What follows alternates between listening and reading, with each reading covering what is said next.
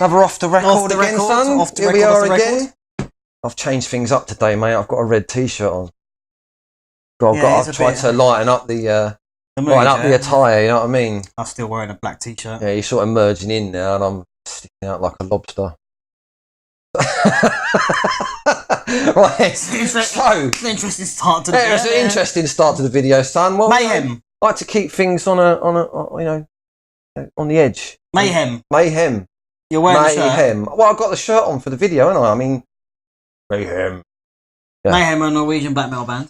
Mayhem, Norwegian Black Metal masters from Pretty much. back in the day. I do love Mayhem.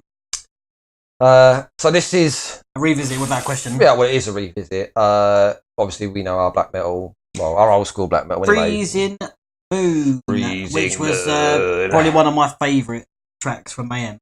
Yeah, but we've taken a little bit of a slight bit of history here.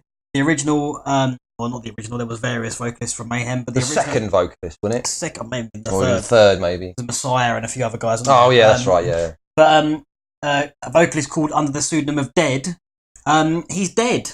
He committed suicide in 91. Yeah, 91. So this is a version. He wrote the lyrics to this song, alongside of various other songs. But this was probably it's not the title track because there is a song on. Yeah, it's the last song is the title track. Yeah. But yeah, this is from what 94. This came out. The release or the album. The actual album that this is on. Yeah, the album I think was finished in like 92, wasn't it? But they just Euronymous was being rubbish with his money, I think, and Calgary Snow killed him. Yeah, and, well, yeah, that happened as well. Yeah, he got killed by Mr. Turners. But so basically, like, and Varg Vikernes was playing bass, I think. That's correct. I think Varg played bass on the actual album, the studio album, the Mysteriis Dom Sathanas album. So as a case, I think of Euronymous' parents, they wouldn't let Necrobutcher, the drummer, release the album with Varg on playing the bass. Who just killed their son. Yeah. So I don't think Hellhammer actually re-recorded the bass. No, I don't think they did. I think he claimed that he did, but he never did. So anyway, it sounds like Varg on bass. It's basically it was a long thing, but yeah, it came out. The original Mysteriis Dom Sathanas, which Freezing Moon is on, came out in 94. But this is a recording with the original vocalist. The lineup that should have recorded the album, Dead. really. And it came out in 96. You came on your radio thing. This was a picture disc release of the only two studio tracks that I think exist with. No. It's Freezing Moon and Carnage. They're the only two studio tracks with Dead on. The rest of the Dead recordings are either rehearsals or live recordings. So instead of going for the one off the album with Attila on vocals, we've gone for the one with Dead, which is rawer. It's got that classic black metal vocal sort of sound to it because that's the way Dead did his vocals. And fucking loud drums. And pretty much it's Dead and Hellhammer. That's what this song is. The guitar gets a bit lost. Yeah, the guitar and the bass gets a bit lost, but it's black metal. What do you expect? Rick's gone and helped us out by finding some. Yes, we've got some lyrics, so you can get so you can read the lyrics as we go. So let's get it. Mayhem Freezing Moon. Let's get it. Mayhem Freezing Moon. I'm not actually sure when this was actually recorded. To be honest with you, this would have been 90, maybe 1991. Yeah. I'd say probably 91. Okay. So here we go then.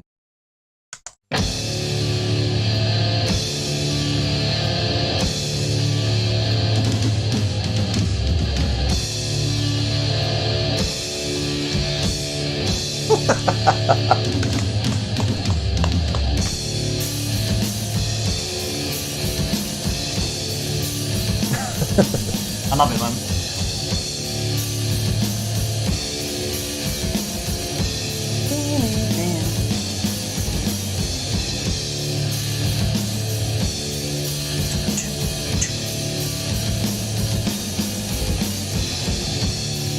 It's a really good drum sound as well. Yeah, it's pretty good for a rough studio recording, yeah. I love it. It's got a really open drum sound. He's a good drummer, however. Oh, he's fucking banging. Proper jazz influence, I think. Got a cymbal work. All his fills are just fucking amazing. Fills and rolls all up the gaff.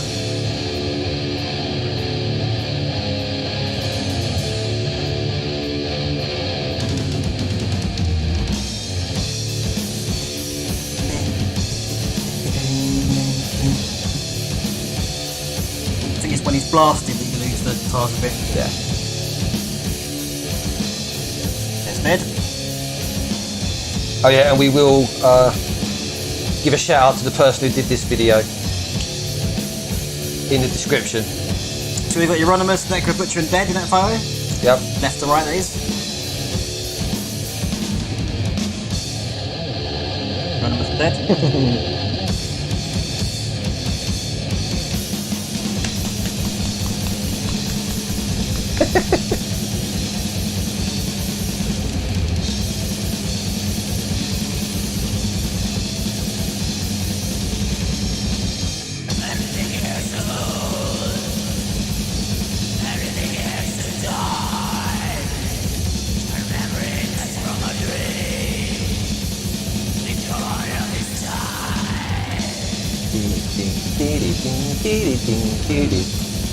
Yes, he's lost now.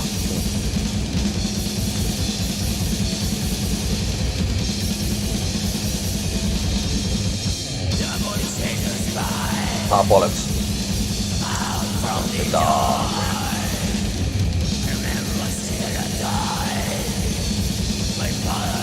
Very vampiric again. Yeah, there was a lot of vampiric stuff in the early 90s, wasn't there? Yeah. Or mid-90s. Dead, Euronymous. That's a classic bitch, that isn't it? Euronymous, or Dead even. There he is. Pierre. I can't remember his second name. Pierre Julius name? Being the... Oh, something a bit weird. Necro Butcher.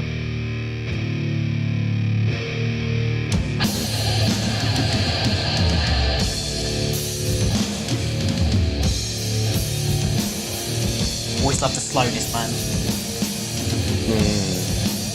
Slow, heavy riffing. Black Sabbath.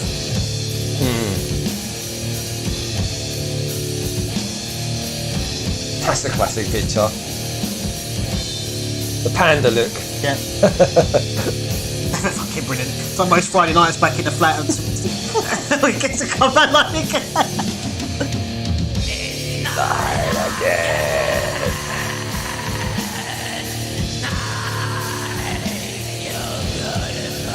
I did like his vocals.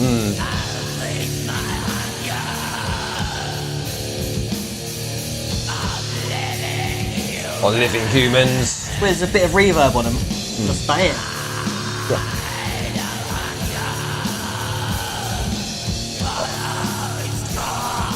Follow It's Called.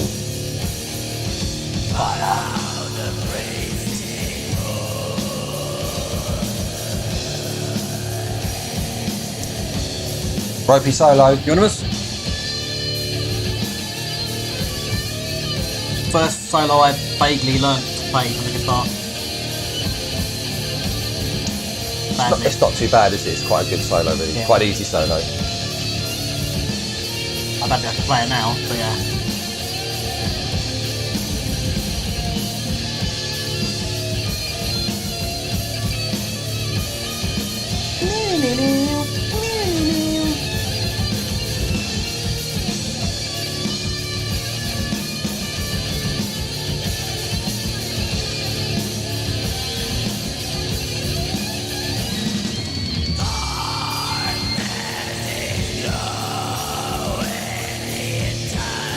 He opens.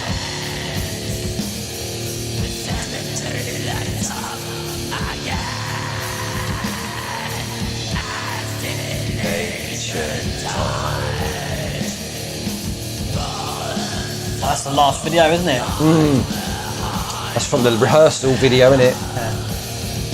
But he just got out of bed. It's almost a bit of a hippie, I feel, man, in a Yeah. way. Weird.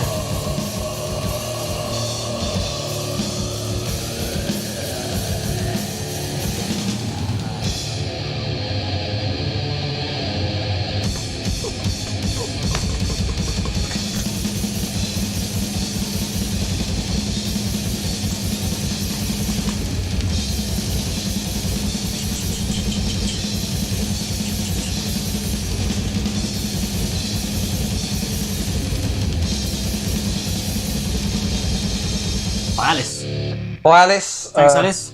Thanks, Alice. We'll put your channel in there. We'll put your channel in there and give you a give you a mention in the old comments there. But I love that track. It's an interesting version, man. I mean, it's like I heard that version way after I heard the the album version. So I was used to hearing it with Attila on the vocals, and I wasn't really into Mayhem back in the day enough to be like listening to their like rehearsal material and their live stuff and blah blah blah, because they were quite ropey recordings. They were. I was one of these who go and spend like £70 on a rehearsal vinyl and sound like shit. I've still got. Sounds like someone's hung a microphone out the side the fucking rehearsal room. Yeah, and shut the door. And I did spend quite a lot of money, and I've still got them because it's a case of, well, they're probably worth a few bob now, those pressings, because depending what version you got. It is. But I mean, I heard that. I swear. So from the dark past must be a rehearsal then. Probably that rehearsal that you've seen Deb walking about. That video at the end of this video that Alice. Yeah, that's where they're in that room where it's completely pitch black almost, and you just got light streaming in from the window a bit, highlighting their outlines, and you got all those egg cartons in the. That's right. In the room. Someone's bloody. That's their rehearsal room they had in the house, isn't it? Out the back or whatever. But I think the first time probably I may potentially heard that track. Well, the Dead version. Yeah, I bought a Seasons of Mist released like the studio experience, which was like a collection of vinyls basically with Death Crush, Wolfslayer Abyss, right, Mysteriis Dom Sathanas, Grand Declaration of War. Yeah. In there, and in there was like a 7-inch, and that had. Was it the picture disc, or was it not a picture disc? just a label? It's just a re-release of it from Seasons of Mist. Right. And that had Freezing Moon and Carnage. Yeah. Which is also Carnage. Carnage is a great song from Death Crush. Yeah. It's That's the first album of Death Crush. This T-shirt I went in. They definitely did Necrolust as well. There definitely was a dead Necrolust version. Oh, was it really? Sure, it wasn't a rehearsal though. Yeah, it wasn't the studio. Yeah, that's what I'm saying. Yeah, it sounds good. Well, because they would have been rehearsing the live set, wouldn't they? Because obviously, De Mysteriis wouldn't have been written in its fullest yet. By that time, so he would have been rehearsing songs from Death Crush. I gather they basically get the Death Crush stuff they're rehearsing, but I think they have Funeral Fog, Freezing Moon, and Berber. Pretty sure there's a version of Death Crush with Dead on it as well. Well, potentially. Down. Messiah. You may remember. Messiah was the vocalist and Maniac as well. Maniac was the one later. Maniac was the one who did the recording, wasn't he? Wasn't Maniac on Death Crush, or was that Messiah? You sure? I could be wrong. I'm pretty sure it was Maniac. I might be wrong. I might be getting my facts wrong. Because he came back almost way later, like 97, Wolfslayer Abyss. Yeah, but that's because after Attila, like they had to reform the band, didn't they? Because obviously, the main bloke who was the main sort of. Well, Hellhammer had to take over. Hellhammer took over. Yeah. Necrobutcher was like Necrobutcher checked out, didn't he? And he did come back, didn't he? Like in 97 or whatever it was, wasn't it, or something like that? Yeah, for the reform. Yeah, from Wolfslayer Abyss. Wolfslayer Abyss, that's right. Then they went a bit weird, and then they did Grand Declaration of War, which I still quite like. But anyway. Yeah. But no, I really do like that. I don't know whether they recorded that in Griegs Holland or if they did that. I doubt it. That's probably like a self studio rig. Yeah. But I mean, judging from that recording, the most prominent sound on it, this to me sounds the most almost like finished, if you like, or but it's raw, but finished in the way it's the most raw. It's the drums. It's the drums. The drums. So maybe it was Hellhammer's rig or something, and they just plugged in a few mics. I don't know. Maybe. But I love the song. I think one thing that obviously for you guys who know Mayhem, you'll probably have a bit more of a clear idea of what I'm about to say. For those who don't, you'll have to check out the two sort of separate versions and run them side by side. But one thing that stands out for me, why I probably prefer the Dead version, is the kind of the Mysteriis Dom Sathanas, I suppose, the actual version, if you like.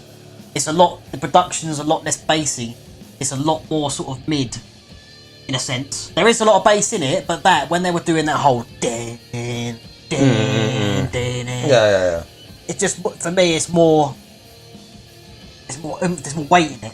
It's got that whole, it's just got that rawness, hasn't it? It's that raw sort of thing. It's that raw black metal energy, whereas the album version is a bit more clinical, isn't it? It is, but the drums are a lot tighter in it, etc. That's right. There's lot less spillage from the drums into the other instruments and things. But the guitars, obviously, the riffs are amazing in that song. And they're all real mid. Like it's got that really sort of boosted mid sound to the guitars, hasn't it? Yeah. So it's you lose something and you gain something else. So both recordings are very relevant. Yeah. You know, and I mean, I like Attila's vocals, man. I do. They're weird and creepy, and I guess he was trying to stay clear of trying to be Dead, yeah.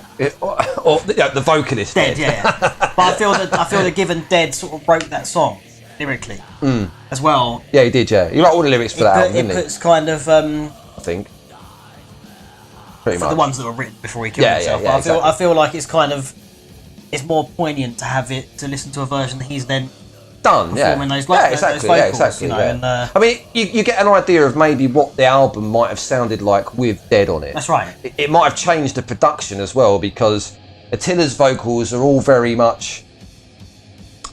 I'm not going to say they're not high end, are they? They're all kind of sit in that sort of croaky, guttural sort of area on the album, don't they? Yeah, they definitely. Dead's vocals would have been high up the spectrum, you know. But it's just two.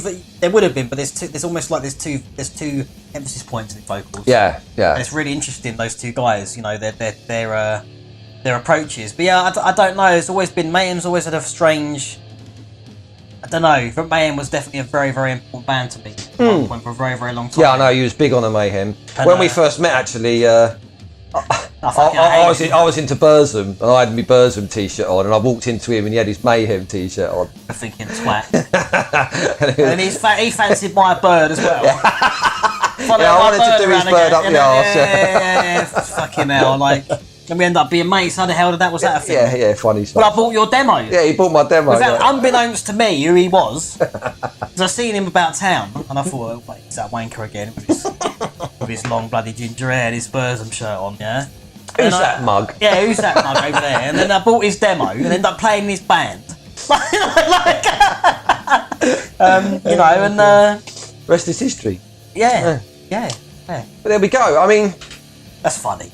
But anyway, Mayhem were definitely a big band. Well, you know, they're one of the big five of the Norwegian scene. I mean, we've already covered Immortal. Obviously, with the turmoil that was going on with Mayhem, they didn't manage to get, you know, like their first real black metal album out until well late. It was much later than when it was like actually like ready to go. Really, Dark Throne were on their fourth release. Yeah, they would have been Hunger. It would have been their third black metal release, but their fourth album. Yeah, Transylvanian Hunger in '94. Yeah. Emperor had just released In the Night Side Eclipse. Immortal was probably on their, I say, third album. Yeah, probably so. Maybe. What would it be? Sons of Northern Darkness would have been '94. No, not Sons of Northern Darkness. Way later. Way later. Which 2000s. One? We've had this fucking conversation in the last video about Battles in the North. Battles in the North. That's the one I'm thinking Battles in the North. So I feel like with Mayhem, their start got kind of.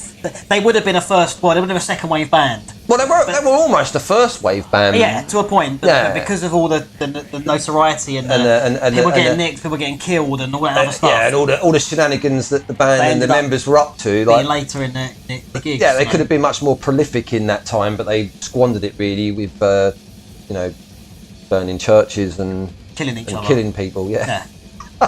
Basically, you know. But it's interesting in that. But I don't know. There's just something about the energy, I think, in the Mayhem tracks for me. Still to this day, you know, moving on. Yeah, like some people listen to that Mayhem album, like the Mysteriis Dom Sathanas, and they just think it's like a wank. They think it's boring. But it's like when I first heard that album, I thought, I don't know. Everyone's saying this is like a seminal great black metal album. I'm like, I don't really get it. But then, like after a couple of listens, I was like, you know what? This is starting to click now. I'm fucking digging this. It's great. It's starting to. I'm gonna bring them up because I know we played the lyrics on the screen. Yeah. But I feel like I want to go through them a bit. Okay, well, let's do the lyrics a bit. I mean, because it's why not? There's always been this argument among people into extreme metal, right, and especially black metal. Yeah. The lyrics kind of you've got a certain set of people kind of saying the lyrics are about Satan and Satanism and almost like inverted, dogmas or whatever. People say black metal is supposed to be satanic, and I say bollocks. Yeah, I don't think black metal is supposed to be satanic. I mean, it can be, but I don't think half the only song that references Satan in The Mysteriis Dom Sathanas is the title track. Sathanas, and the rest of it's all about darkness, vampires, and yeah, exactly that. It's gothic and it's gothic, gothic even, stuff. Even the artwork is kind of very much that church with the purple, romantic kind of gothic. But I think basically, the term black metal was pretty. I mean, in my eyes, it was coined by Venom with their album Black Metal. Black Metal, old new wave British heavy metal band. But then if you look at Bathory, their first few albums were definitely satanic, but then he was very much completely not that. Yeah. In his later albums, it was it was more of like it was like Venom, who were using the satanic imagery and stuff, tongue in cheek, to be, what's the word I'm looking for? Like controversial, but they're not Satanists. And there are some black metal bands that are like hardcore Satanists or whatnot. I mean, even without going too off topic, but even Emperor, when you've got those early visions of Vishan, and he's claiming to be a Satanist, and he's sort of in that, in his family, sort of bloody. It's high middle class bloody lodge in the middle of a forest or whatever, But like been playing too much D&D, son. But it's like I feel like that there's always been a split of people who kind of felt the lyrics and the concept should be more around. Some of them. Well, it spans all over the bloody place. Some of them are complete nihilists. Well, there's some people who think that black metal is satanic and that's it, and they think anyone who's not a Satanist ain't a black metal band. It's bollocks. Yeah, I think so as well. I think so as well. Although I did like a hell of a lot of satanic black metal. Yeah, but it doesn't mean you don't have to. Doesn't mean you don't dislike it or whatnot. But going through these, it's kind of like everything here is it's a cold. Everything here is so dark. I remember it as from a dream in the corner of this time. Diabolical shapes float by, out from the dark. I remember it was here I died by following the freezing moon. Yeah. So this is almost going into like a previous life or a. Well, this is probably like him talking about how he ended up being a victim of a vampire. Yeah. Like when he was a human. Yeah. Like he's talking about I remember it as from a dream because it was a long time ago. Like dreams disappear, don't they? They like when you wake up and you've had a dream. Slowly but surely it fades and you only remember fragments of it. Then it's basically saying, I remember his heroes died by following the freezing moon. Didn't vampires are supposed to almost like entice you or entrance you? Well, no, I mean, it's night time and obviously vampires come out at night. So diabolical shapes are floating by. So diabolical shapes is like a vampire maybe flying along or whatever, if it's a flying vampire or... And he's remembering it isn't from a dream, but this has happened, he died. This is how he died because he was following the freezing moon. He was using the night light to guide his way through whatever path he was going on, That's it. So then, Bridge, you want to take it on? Yeah, Bridge, It's night again. Yep. Night, you beautiful.